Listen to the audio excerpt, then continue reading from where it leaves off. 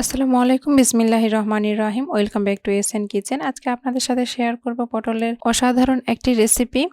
পটলের যদি একঘেয়েমি ভাজি এবং সবজি খেতে ভালো না লাগে তাহলে এই ধরনের একটা রেসিপি বানিয়ে নেওয়াই যায়।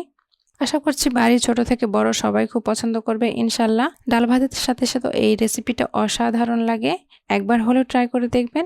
আশা করছি ভিডিওটি যদি ভালো লাগে লাইক কমেন্ট শেয়ার করে পাশেই থাকবেন। আর যারা ফেসবুক পেজ থেকে দেখছেন তারা পেজটি ফলো করে রাখবেন ইনশাল্লাহ। চলুন তাহলে রেসিপিটি দেখে নেওয়া যাক। এখানে আমি রেসিপির জন্য নিয়ে নিয়েছি 4টি বড় সাইজের পটল এবং পটলগুলো কচি নেওয়ার চেষ্টা করবেন করে খেতে খুব ভালো লাগে এবং এর মধ্যে যে বীজগুলো রয়েছে সেগুলো দাঁতের নিচে পড়ে না। মাঝ বরাবর কেটে 2 খণ্ড করে নিতে হবে সবগুলা। এবার কাটা হয়ে গেলে চামচের উল্টা সাইড দিয়ে আমি এই যে পটলের মধ্যে যে আঁশগুলা রয়েছে সেগুলো আমি এই শাঁসগুলা উঠিয়ে নিচ্ছি। চামচ দিয়ে চেপে চেপে ভালোভাবে ঠেসে উঠিয়ে নিতে হবে এগুলো নিচ থেকে। সেম প্রসেসে সবগুলো শাঁস উঠিয়ে নিয়েছি। এবার শাঁস উঠানো পটলগুলো এক সাইডে রেখে দিচ্ছি। এইদিকে আমি নিয়ে নিচ্ছি একটি ডিম। ডিমটাকে ভালোভাবে ফেটিয়ে নিব। ফেটানো হয়ে গেলে ডিমটা এক সাইডে রেখে দিচ্ছি এবং পটলের যে মাঝের শাঁসগুলো আমি নিয়েছিলাম সেগুলো হাত দিয়ে ভালোভাবে চটকে নিতে হবে। আর এখানে আমি মাঝারি সাইজের একটা সিদ্ধ আলুর অর্ধেক অংশ নিয়েছি, পুরোটা লাগবে না, এরকম অর্ধেক অংশ হলেই হবে। অর্ধেকটা নিয়ে এটা আমি হাত দিয়ে একটু চটকে এটাকে মসৃণ করে নেব। পটলের সাথে এটা ভালোভাবে চটকে নিয়েছি এবং বাইন্ডিং এর জন্য দিয়ে দিচ্ছি 1 টেবিল চামচ কর্নফ্লাওয়ার।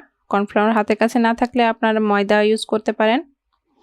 আর দিয়েছি সামান্য একটু হলুদ গুঁড়ো, সেই সাথে কাশ্মীরি মরিচের গুঁড়ো, এতে করে কালারটা খুব ভালো আসে। এখানে আমি একটা বড় সাইজের পেঁয়াজ চপ করে নিয়েছি। 1 টেবিল চামচ দিয়ে দিচ্ছি ঝাল, লবণ এবং ঝাল পুরোটাই আপনাদের স্বাদ অনুযায়ী অ্যাড করবেন। এবার সবগুলো ইনগ্রিডিয়েন্টস ভালোভাবে ঠেসে ঠেসে মেখে নিতে হবে যাতে সবগুলো ভালোভাবে একটার সাথে আরেকটা মিশে যায়। এবার যে ডিমটা আমি ফেটিয়ে রেখেছিলাম সেটা অল্প অল্প করে অ্যাড করব। পুরা ডিম কিন্তু আমার এখানে লাগবে না, যতটুকু লাগবে আমি ততটুকুই অ্যাড করব। এভাবে অল্প অল্প করে অ্যাড করব এবং ঠেসে ঠেসে মিশে নিতে হবে, মাখিয়ে নিতে হবে এপাশ থেকে ওপাশ ভালোভাবে টেনে টেনে।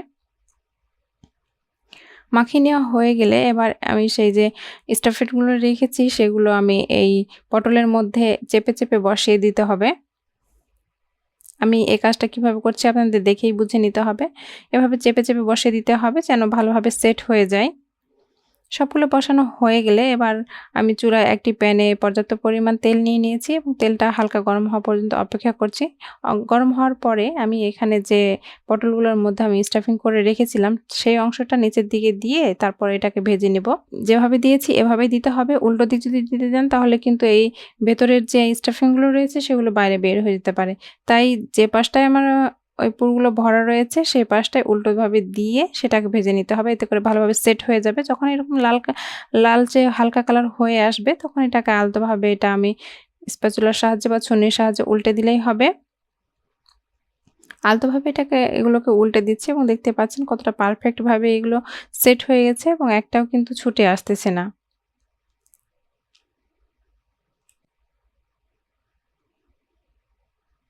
সবগুলো উল্টা হয়ে গেলে বা ঢাকনা দিয়ে ঢেকে আমি এটাকে আবার অপেক্ষা করব ৩-৪ মিনিটের মতো। এটা ততক্ষণ এটা সিদ্ধ হয়ে যাবে।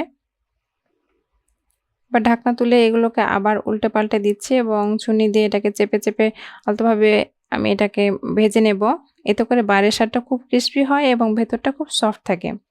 ভাজা হয়ে গেলে আমি একটা কাঁটা চামচের সাহায্যে এক সাইডে এগুলোকে উঠিয়ে নিচ্ছি। তৈরি হয়ে গেল দুর্দান্ত স্বাদের এই পটলের রেসিপিটা। সবাই ভালো থাকবেন, সুস্থ থাকবেন। আল্লাহ হাফেজ।